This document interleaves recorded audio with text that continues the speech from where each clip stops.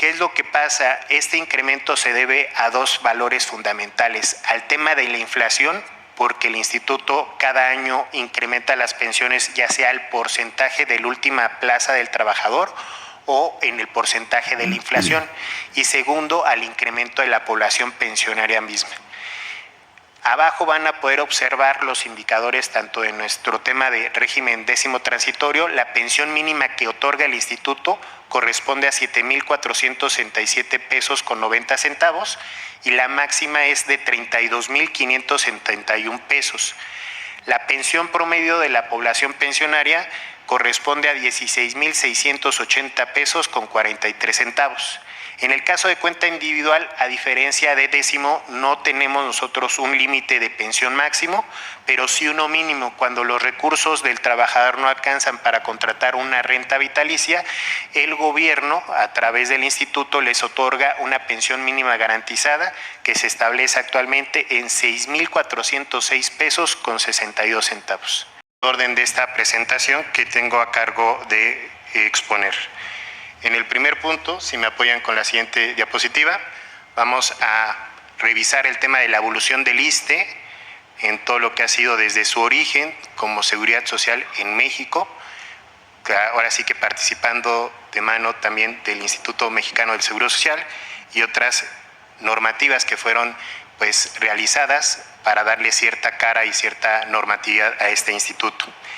En segundo punto, vamos a revisar los fundamentos de la reforma de la ley del ISSSTE que se dio en el 2007 y que viene acompañada de ciertos antecedentes, como lo dije anteriormente, de parte del Seguro Social.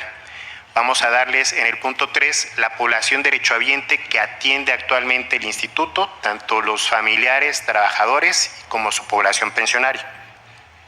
En el punto 4 vamos a explicarles las prestaciones que ofrece actualmente el instituto a esta población derechohabiente, así como los seguros que otorga el mismo. En el punto 6 vamos a tomar lo que va a ser el régimen pensionario de cuenta individual y el régimen anterior, que era el régimen décimo transitorio. Y finalmente vamos a concluir con las fuentes de financiamiento que actualmente el instituto cuenta para poder otorgar estas prestaciones y servicios. Si me apoyan con la siguiente lámina. Como les dije en la primera parte, vamos a darle una vuelta un poquito a la historia que ha tenido el instituto dentro de la historia de México.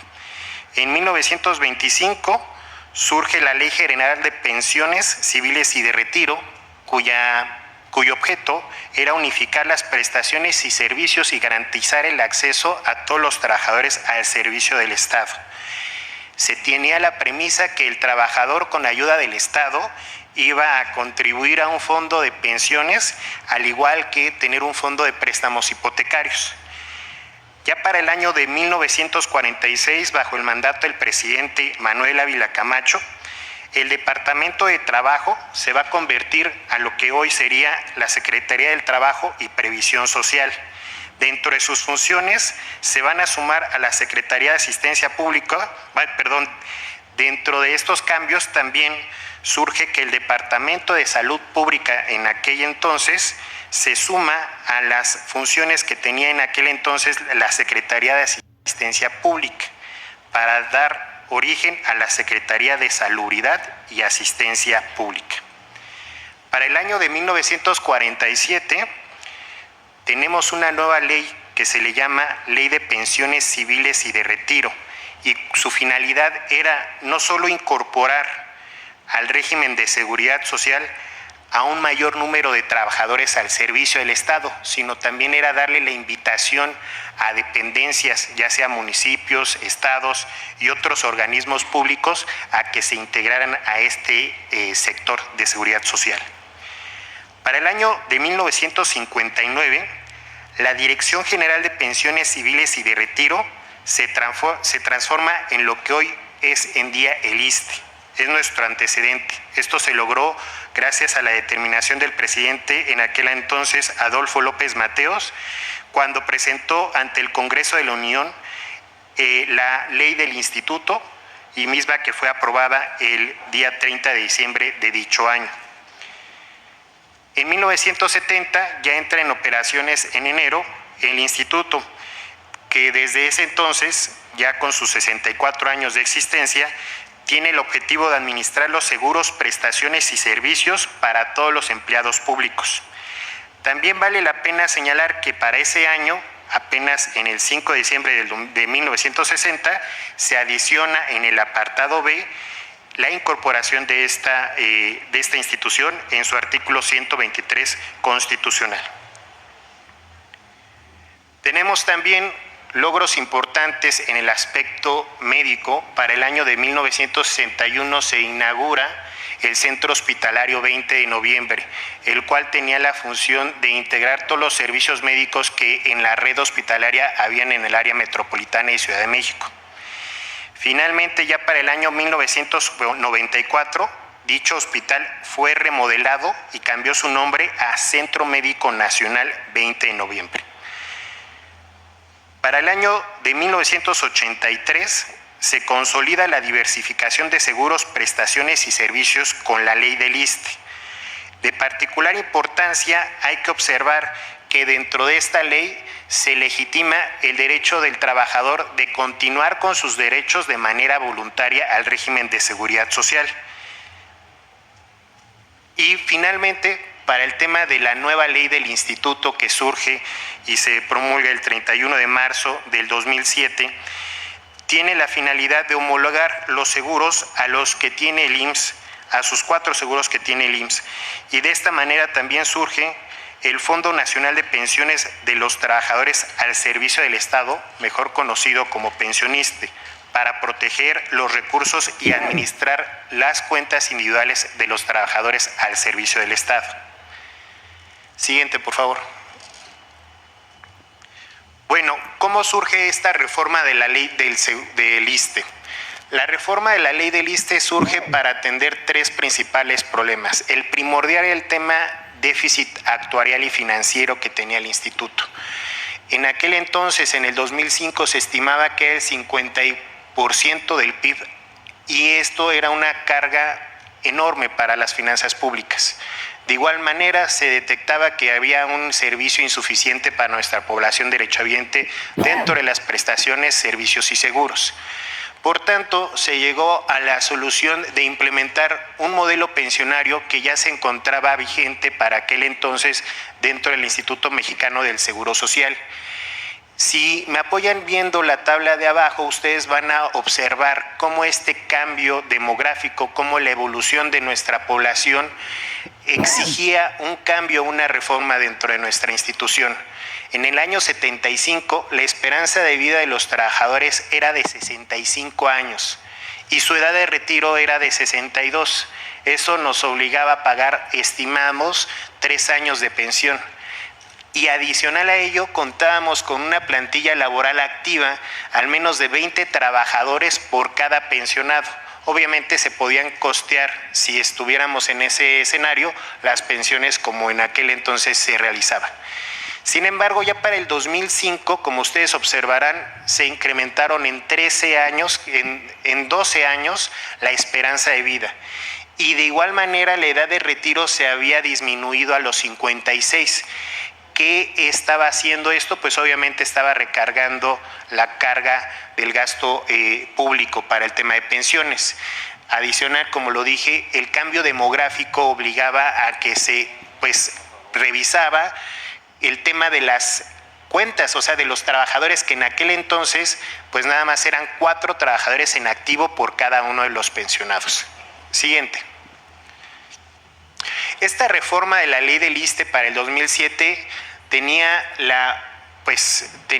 la intención de mejorar la calidad en la atención a los derechohabientes, de ampliar la aportación financiera por parte del Estado para fortalecer las prestaciones sociales y de implementar dicho modelo de cuentas individuales. Dentro de nuestra población derechohabiente, para que ustedes vayan observando cómo se ha movido esta población, estamos viendo nosotros un comportamiento,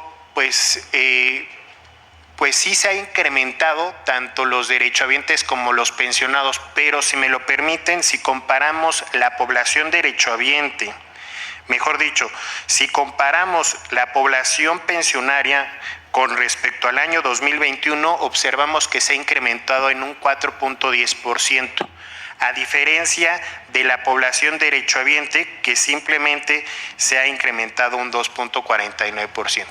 Nosotros observamos esto en razón de dos cosas. Pues nuestra población trabajadora se ha hecho más grande y sobre todo también porque ya los trabajadores pues a lo mejor no registran el mismo número de familiares derechohabientes.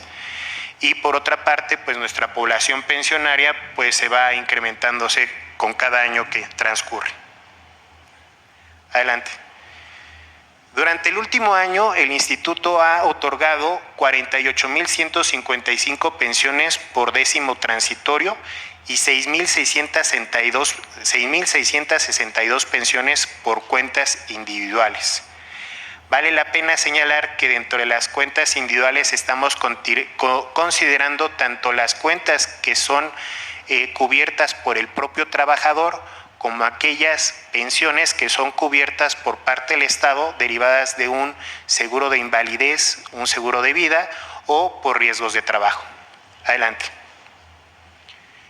Bueno, dentro de las 21 prestaciones que otorga el Instituto, 21 prestaciones de servicios y seguros, vamos a englobarlas en tres rubros muy importantes. El servicio médico, que consta de la atención preventiva, curativa, maternidad y rehabilitación física y mental.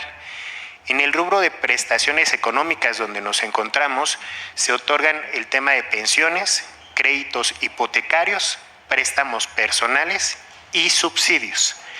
Y finalmente, en el tema de prestaciones sociales, también le entregamos al trabajador las estancias de bienestar y desarrollo infantil, el apoyo al consumo a través de las tiendas de Superiste, agencias funerarias, tanto de origen propio de convenios también, y finalmente tenemos actividades en materia de fomento deportivo, cultural y programas educativos. Adicional a ellas, también se integró recientemente, bueno, ya llevan unos, creo que 4 años, las casas de día para adultos mayores, que es un espacio para las personas de tercera edad donde puedan interactuar con personas que hayan compartido experiencias similares y además de que se les da diversas actividades. Como les decía, los 4 seguros que otorga de carácter obligatorio el Instituto se engloban en los pilares de salud, riesgo de trabajo, retiro de cesantía y vejez e invalidez y vida. Si vamos a tocar el tema del régimen pensionario de décimo transitorio, bastaría decir que en este régimen, pues la carga estaba a favor del Estado. Todas las pensiones que se otorgan a los servidores públicos son pagadas con recursos fiscales. La conservación de los derechos a los trabajadores que eligieron el décimo cuando se estaba implementando la reforma en aquel entonces, en el 2007. Y finalmente, como lo dije, pues el reconocimiento del instituto para que se reciba ese beneficio pensionario consta de parte del propio instituto. Adelante. Aquí podrán observar los beneficios pensionarios que tiene el instituto. Ya seguramente ustedes ubicarán el tema de la jubilación, que es una de las pensiones más recurrentes, que como podrán ustedes observar es una de las pensiones que tenemos con una diferencia entre hombres y mujeres. Adelante.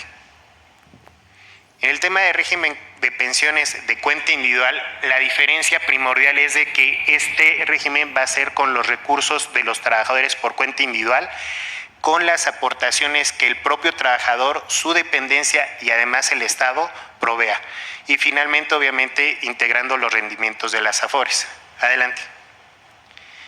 Aquí nada más de manera muy simple se integran los seguros que el instituto en cuentas individuales otorga a sus trabajadores, desde tiempo de servicios como también por efecto de alguna enfermedad no profesional o riesgo de trabajo. Adelante. Aquí nada más lo que vamos a observar, lo que les decía es cuáles pensiones son otorgadas y pagadas por parte del gobierno federal, como es el caso de las pensiones de décimo transitorio, y cuáles son pagadas o cubiertas directamente con el caso de cuenta individual, como es el retiro de cesantía y vejez, con los recursos propios del trabajador. Adelante. Es una tabla donde vemos las diferencias de las aportaciones con respecto al año 83 y con respecto al año 2007, nada más puntualizar el incremento que se dio en el tema del seguro de prestación, tanto de la salud de los trabajadores en activo como salud de los pensionados, y de igual manera se incrementó en el riesgo de trabajo la cuota y la aportación que se estaba implementando. Adelante. Y finalmente, con las fuentes de financiamiento, el instituto opera dos fuentes de financiamiento, una de recursos fiscales y otra de recursos propios, todas para el otorgamiento de los beneficios pensionarios. Aquí, como podrán observar, nuestro presupuesto autorizado en el año 2023 fue de 309.7 mil millones de pesos, pero al final ejercimos 315.007 millones de pesos.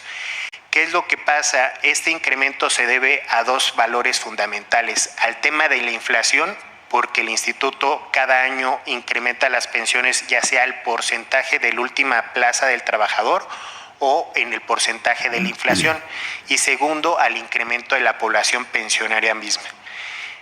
Abajo van a poder observar los indicadores tanto de nuestro tema de régimen décimo transitorio. La pensión mínima que otorga el instituto corresponde a 7.467 pesos con 90 centavos y la máxima es de 32.571 pesos. La pensión promedio de la población pensionaria corresponde a 16.680 pesos con 43 centavos. En el caso de cuenta individual, a diferencia de décimo, no tenemos nosotros un límite de pensión máximo, pero sí uno mínimo. Cuando los recursos del trabajador no alcanzan para contratar una renta vitalicia, el gobierno, a través del instituto, les otorga una pensión mínima garantizada que se establece actualmente en 6.406 pesos con 62 centavos. Por parte del instituto sería todo, senador.